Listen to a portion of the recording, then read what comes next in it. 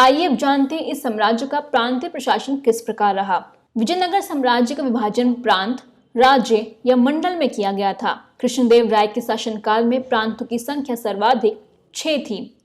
प्रांतों के गवर्नर के रूप में राज परिवार के सदस्य या अनुभवी दंड नायकों की नियुक्ति की जाती थी।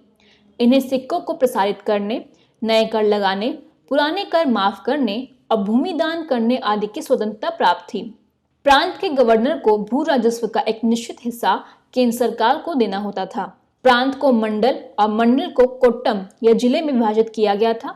कोट्टम को वलनाडु भी कहा जाता था। कोट्टम का विभाजन नाडुओं में होता था, जिसकी स्थिति आज के परगना एवं तालुका जैसी थी। नाडुओं को मेला ग्राम में बांटा गया था। एक मेला ग्राम के अंतर्गत लगभग 50 गांव होते थे। उर या ग्राम प्रशासन की सबसे छोटी इकाई थी। इस सम गांव के समूह को स्थल एवं सीमा भी कहा जाता था।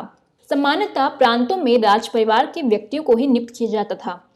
गवर्नरों को सिक्के जारी करने, नए कर लगाने, पुराने करों को माफ करने, भूमि दान देने जैसे अधिकार भी प्राप्त थे। संगम युग में गवर्नरों के रूप में शासन करने वाले राजकुमारों को उरियर की उपाधि मिली हुई थी। चोल युग और विजयनगर युग के राजतंत्र में सबसे बड़ा अंतर नायंगर व्यवस्था थी। आइए अब जानते हैं कि नायंगर व्यवस्था आयंगर व्यवस्था क्या है। सबसे पहले न्यायंगर व्यवस्था। इस व्यवस्था की उत्पत्ति के बारे में इतिहासकारों में मतभेद है। कुछ का मानना है कि विजयनगर साम्राज्य की सेना के सेनानायकों को नायक कहा जाता था। कुछ का मानना है कि नायक भू सामंत होते थे, जिन्हें वेतन के बदले और स्थानीय सेनाई खर्च को चलाने के लिए विशेष भूखंड, जिसे अमरम कहा जाता था, दिया जाता था। चूंकि ये अमरम भूमि का उपयोग करते थे, इसलिए इन्हें अमर नायक भी कहा जाता था। अमरम भूमि की आय का एक हिस्सा केंद्र सरकार के कोष में भी देना होता था। जानते हैं आयंगर व्यवस्था क्या है। प्रशासन को सुचारू रूप से संचालित करने के लिए प्रत्येक गांव को एक स्वतंत्र इकाई के रूप में संगठित किया गया था।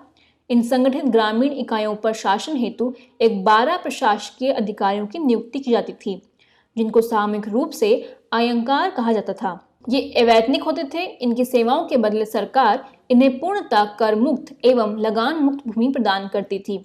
इनका पद अनुवांशिक होता था। यह अपने पद को किसी दूसरे व्यक्ति को बेच या गिरवी रख सकता था।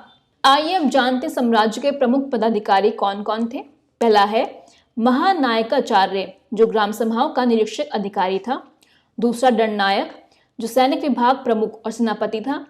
तीसरा है प्रधानी अथवा महाप्रधानी, जो मंत्री परिषद का प्रमुख था। अगला है रायसम, जो सचिव की भूमिका में नियुक्त था।